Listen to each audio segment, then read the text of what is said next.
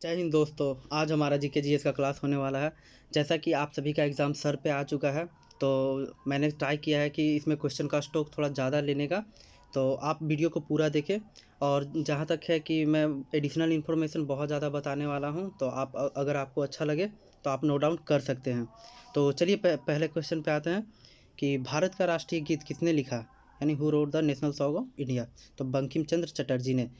इस सॉन्ग को दोस्तों 1896 में 1896 के कांग्रेस अधिवेशन में पहली बार गाया गया था, या आप कह सकते हैं कि अपनाया गया था।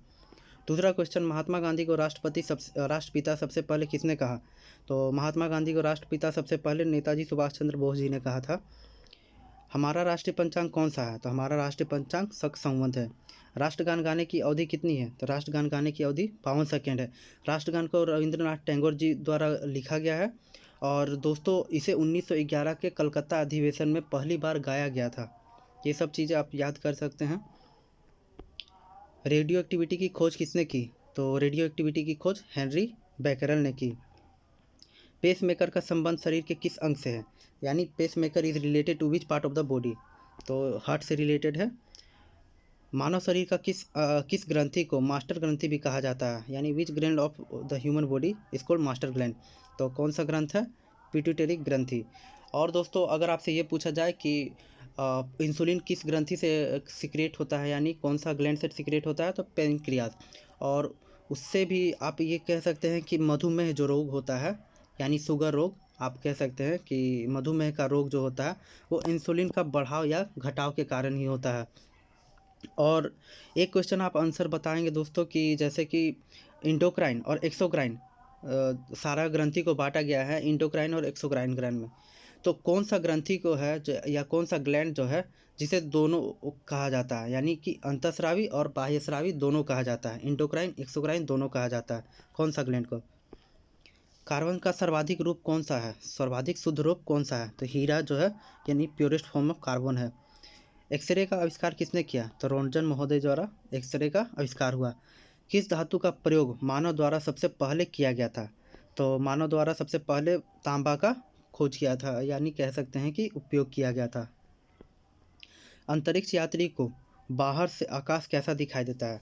तो अंतरिक्ष यात्री को बाहर से आकाश ब्लैक दिखाई देता है, और अगर अंतरिक्ष यात्री बाहर में है और वो पृथ्वी की ओर देखता है तो उसे ब्लू दिखाई देगा, क्योंकि वाटर का मात्रा बहुत ज़्यादा है हमारे पृथ्वी पर। दूरबीन का आविष्कारक कौन है। तो दूरबीन का आविष्कारक गैलीलियो गैलीलियाई है। और आप ये बताएंगे दोस्तों कि टीवी का आविष्कारक कौन है। दिल्ली स्थित महात्मा गांधी की समाधि का क्या नाम है। तो दिल्ली स्थित महात्मा गांधी की समाधि का नाम राजघाट है, और कहाँ स्थित है, दिल्ली में। और यहाँ दोस्तों कुछ फेमस पर्सन का है, या फेमस लीडर आप कह सकते हैं, कि जिनके समाधि का नाम अक्सर पूछा जा सकता है। तो उनमें से है क्या कि महात्मा गांधी का है राजघाट, और लाल बहादुर शास्त्री का विजय घाट, राजीव गांधी का वीरभूमि, नेहरू जी का शांतिवन, इंदिरा गांधी का शक्ति स्थल, और डॉक्टर भीमराव अंबेडकर का चैत्य भूमि। भारत में पहली रेल कहाँ से कहाँ तक चली थी। तो भारत में पहली रेल बोरीवली टू थाने, यानी बम्बई टू थाने चली गई थी। भारत में पहली बार मेट्रो रेल सेवा किस नगर में आरंभ किया गया था। तो भारत में पहली बार मेट्रो सेवा कोलकाता में आरंभ किया गया था। और दोस्तों ये कुछ करेंट के पोर्शन है जो कि याद करना बहुत ज़्यादा ज़रूरी है, कि फर्स्ट एयर टैक्सी सेवा कहाँ से कहाँ स्टार्ट हुआ है। तो हिसार टू चंडीगढ़। किसान रेल फर्स्ट कहाँ से कहाँ तक स्टार्ट हुआ, देवाली टू दानापुर। और अगर आपसे ये पूछा जाए कि फर्स्ट अंडरग्राउंड मेट्रो कहाँ पे स्टार्ट हुआ था या हुआ है, जो भी आपसे पूछ लिया जाए, तो कोलकाता। और अगर ड्राइवरलेस मेट्रो पूछा जाए तो दिल्ली में। भारत में रेल का आरंभ किस सन में हुआ। तो भारत का में रेल का आरंभ 1853 में हुआ था, जो कि लॉर्ड डलहौजी के शासनकाल में हुआ था। प्रथम भारतीय अंतरिक्ष यात्री कौन थे। तो प्रथम भारतीय अंतरिक्ष यात्री लीडर राकेश शर्मा थे, जो कि 1984 में गए थे। और अगर आपसे फीमेल में पूछ लिया जाए तो फीमेल में कौन थे, कल्पना चावला जी। भारत की प्रथम महिला मुख्यमंत्री कौन थी। तो भारत की प्रथम महिला मुख्यमंत्री सुचेता कृपलानी थी। और अगर आपसे दोस्तों ये पूछ लिया जाए कि सुप्रीम कोर्ट की पहली महिला जज कौन थी। तो पहली महिला जज कौन थी, फातिमा बीबी। और फर्स्ट फीमेल आईपीएस ऑफिसर पूछा जाए तो किरण बेदी। ये सब चीज़ आप याद कर सकते हैं। हरियाणा के पहले मुख्यमंत्री कौन थे? तो हरियाणा का पहले मुख्यमंत्री पंडित भगवत दयाल शर्मा थे। और अभी आपसे पूछा जाए कि झारखंड के प्रेजेंट में मुख्यमंत्री कौन है, तो आप कमेंट सेक्शन में इसका आंसर बताएंगे। संयुक्त राष्ट्र संघ की स्थापना कब हुई? तो संयुक्त राष्ट्र संघ की स्थापना यानी कि यूएनओ की स्थापना कब हुई थी? तो 24 अक्टूबर 1945 को यूएनओ की स्थापना हुई थी और इसका हेडक्वार्टर कहाँ है? न्यूयॉर्क में। तुंगभद्र तथा भीमा नदियाँ किस नदी की सहायक नदियाँ हैं? तो दोस्तों आप देख सकते हैं कि यहाँ पे दो दो क्वेश्चन मैंने ऐसा 2-4 क्वेश्चन में क्या किया कि 2-2 3-3 क्वेश्चन को कंबाइन करके बनाया ताकि आप ज़्यादा पोर्शन कवर कर सकें। तो तुंगभद्र तथा भीमा नदियाँ किस नदी की सहायक नदियाँ हैं? तो कौन सा है? कृष्णा नदी की। छोटा नागपुर पठार की सबसे ऊंची चोटी कौन सी है? यानी विच is the highest peak of छोटा नागपुर पठार? तो पारसनाथ, जो कि झारखंड में है। भारत की सबसे बड़ी नगर परियोजना कौन सी है? यानी नहर परियोजना कौन सी है? तो which is the biggest canal project in India? तो इंदिरा गांधी नहर प्रोजेक्ट जो है भारत की सबसे बड़ी नहर परियोजना है दोस्तों। भाखड़ा नागर परियोजना में मानव निर्मित झील को किस नाम से जाना जाता है? तो by what name is the man made lake non is Bhakra नागर प्रोजेक्ट? तो किस नेम से जाना जाता है? गोविंद सागर के नाम से जाना जाता है। किस ग्रह को लाल तारा यानी रेड स्टार से भी के नाम से भी जाना जाता है? तो मंगल ग्रह को लाल तारा के नाम से भी जाना जाता है।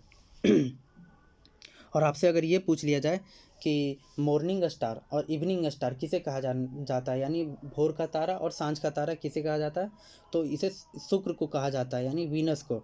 और आपसे ये भी पूछ लिया जाए कि पृथ्वी की जुड़वा बहन किसे कहा जाता है? तो पृथ्वी की जुड़वा बहन वीनस यानी शुक्र को ही कहा जाता है। उत्तरी अमेरिका में स्थित माउंट मैकिनले किस पर्वत की चोटी है? तो उत्तरी अमेरिका में स्थित माउंट मैकिनले रॉकी पर्वत की चोटी है। लंदन किस नदी के तट पर स्थित है? तो लंदन टेम्स नदी के तट पर स्थित है।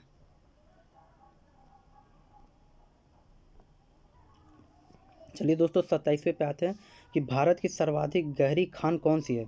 तो भारत की सर्वाधिक गहरी खान कोलार की खान है। आप दोस्तों केजीएफ मूवी देख चुके होंगे जिसमें सोने पे है सारा मूवी कि गोल्ड पे, तो वो कोलार खान पे ही था। तो कोलार खान किससे रिलेटेड है? गोल्ड से। और कहाँ पे है? कर्नाटक में। भारतीय अंतरिक्ष शोध संस्थान कहाँ स्थित है? तो where is the Indian space research organisation? यहाँ इंस्टीट्यूट नहीं होगा, ऑर्गेनाइजेशन होगा। तो कहाँ स्थित है? बेंगलुरु में। और इसका हेडक्वार्टर तो बेंगलुरु में हो गया। इसकी स्थापना 15 अगस्त 1969 में हुई थी और के सिवान इसके अध्यक्ष हैं।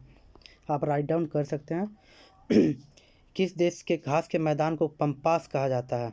तो किस देश के घास के मैदान को कहा जाता है? अर्जेंटीना के घास के मैदान को पम्पास कहा जाता है। देश में मौसम मानचित्र बनाने के प्रमुख कार्यालय किस नगर में स्थित है? In which city is the head office of making weather maps located in the country? तो कहाँ पे है? पुणे में। भारत का सर्वाधिक नगरीकृत राज्य कौन सा है? तो भारत का यानी कौन सा राज्य जो है अर्बनाइज्ड है? तो कौन सा है? महाराष्ट्र। ब्लैक हिल, ब्लू पर्वत तथा ग्रीन पर्वत नामक पहाड़ियाँ किस देश में स्थित है? तो किस देश में स्थित है? अमेरिका में black hill, blue mountain and green mountain स्थित है। वृहद ज्वार उस समय आता है जब, यानी कि द ग्रेट टाइड कब आता है? जब अर्थ, मून एंड सन एक सीधी रेखा पे हो। दक्षिण अमेरिका का कौन सा देश क्षेत्रफल की दृष्टि से सबसे बड़ा देश है? तो ब्राज़ील देश जो है दक्षिणी अमेरिका का सबसे बड़ा देश है। मंगल और बृहस्पति की कक्षाओं के बीच सूर्य के चारों ओर परिक्रमा करने वाले शैलों के छोटे छोटे टुकड़ों के समूहों को क्या कहा जाता है? यानी कि what is the name of group of small pieces of rock revolving around the sun between the orbit of Mars and Jupiter? तो क्षुद्र ग्रह कहा जाता है। यानी कि मार्स और जुपिटर के बीच में जो होता है वो छोटे छोटे कुछ स्मॉल टुकड़े क्या होते हैं, घूमते रहते हैं, तो उन्हें क्या कहा जाता है? क्षुद्र ग्रह कहा जाता है। अलमाटी बांध किस नदी पर है? तो अलमाटी बांध कृष्णा नदी पर है। यानी कि on which river is the Almaty dam located? तो कृष्णा नदी पे। जौहर सागर, राणा प्रताप सागर और गांधी सागर जलाशयों का निर्माण किस नदी पर किया गया है? तो किस नदी पर किया गया है? चंबल नदी। ये तीनों दोस्तों आप ज़रूर याद करिएगा क्योंकि ये बहुत ज़्यादा पूछा जा सकता है या पूछा जाता भी है ये तीनों के बारे में। जोजिला दर्रा किन किन को जोड़ता है? तो जोजिला दर्रा लेह और श्रीनगर को जोड़ता है। एस्किमो लोगों द्वारा टुंड्रा क्षेत्रों में बर्फ की सहायता से बनाए गए अर्धगोलाकार आवासों को क्या कहा जाता है? तो क्या कहा जाता है? इग्लू। यानी कि what are the semicircular house build with the help of ice in tundra region by the Eskimos. तो क्या कहा जाता है? इग्लू। अब दोस्तों साइंस के कुछ सेक्शन पे आते हैं जो कि पूछे जाने के चांसेस बहुत ज़्यादा हैं। तो पहला क्वेश्चन क्या है कि रक्त का थक्का जमने में कौन सा विटामिन सहायक है? तो रक्त का थक्का जमने में विटामिन के सहायक है। यानी कि और प्लेटलेट की अगर कमी हो जाती है आपके शरीर में, अगर आपके शरीर में प्लेटलेट की कमी हो जाएगी तो रक्त का थक्का जमने में बहुत ज़्यादा प्रॉब्लम होता है दोस्तों। What is the pH value of blood? तो पीएच वैल्यू ऑफ ब्लड कितना है? 7.4। और यहाँ कुछ मोस्ट इंपॉर्टेंट पीएच वैल्यू लिखे हैं मैंने, तो जो कि आप ओवरव्यू डाल सकते हैं। जैसे कि प्योर वाटर का 7, सी वाटर का 7.5 to 8.5, एग वाइट का 7.6 to 8, बेकिंग सोडा का 8.3, लेमन जूस का 2.2 से 2.4, विनेगर का 2.9, काउ मिल्क का 6.4, ह्यूमन सलाइवा यानी मानव लार का 6.5 to 7.5, यूरिन का 6 और rain water 5.6 to 6। Rain water acidic in nature होता है, क्योंकि आपको पता है कि 7 से नीचे जो भी होगा वो एसिडिक होगा और 7 के ऊपर जो भी होगा वो बेसिक होगा, यानी क्षारीय होगा। HIV विषाणु से कौन सा रोग होता है? यानी which disease is caused by HIV virus? तो कौन सा रोग होता है? एड्स होता है। एड्स का फुल फॉर्म क्या है? Acquired immune deficiency syndrome. और HIV का अगर आपसे पूछ लिया जाए तो ह्यूमन इम्यून वायरस। और दोस्तों अगर आपसे ये क्वेश्चन पूछा जाए कि मान के चलिए कि कोई इंसान को एड्स या HIV है या नहीं है, उसका पता कौन सा टेस्ट से या कैसे लगाया जा सकता है? तो एलिसा टेस्ट जो है वो यही पता लगाता है कि किसी इंसान को HIV है या नहीं है, यानी कौन सा बीमारी, वो बीमारी से संक्रमित है या नहीं। सूर्य के प्रकाश की सहायता से शरीर में किस विटामिन का निर्माण होता है? यानी कि सनलाइट की सहायता से कौन सा विटामिन का निर्माण होता है हमारे बॉडी में? तो विटामिन डी, जो कि हमारे सेल में अर्गोस्टेरोल नाम का कोई एक सेल होता है, वो क्या करता है? विटामिन डी को डायरेक्ट कंज्यूम कर लेता है।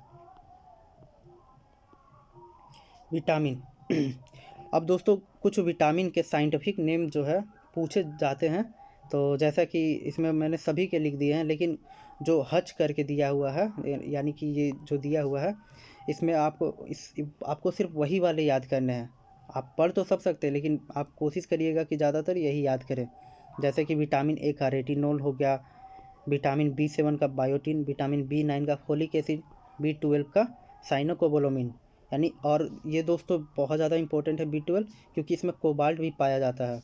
विटामिन सी का एस्कॉर्बिक एसिड, विटामिन डी का कैल्सीफेरॉल, विटामिन ई का टोकोफेरॉल नाम है साइंटिफिक, विटामिन के का हिलोक्विनोन। और दोस्तों ये आपसे पूछा जाएगा कि वाटर सोल्यूबल विटामिन कौन कौन से हैं? तो water soluble vitamin B and C है। और फेट सोल्यूबल विटामिन पूछा जाए केडा, यानी कि विटामिन के, vitamin E, vitamin D, vitamin A. चलिए 5वें नंबर पे आते हैं कि किन तरंगों की सहायता से चमगादड़ यानी बैट्स रात में सुरक्षित उड़ते हैं? तो कौन सा तरंग है? Ultrasonic wave. स्फिग्नोमेनोमीटर नामक यंत्र से क्या मापा जाता है? यानी what is measured by the instrument called स्फिग्नोमेनोमीटर? तो रक्त दाब मापा जाता है, यानी ब्लड प्रेशर।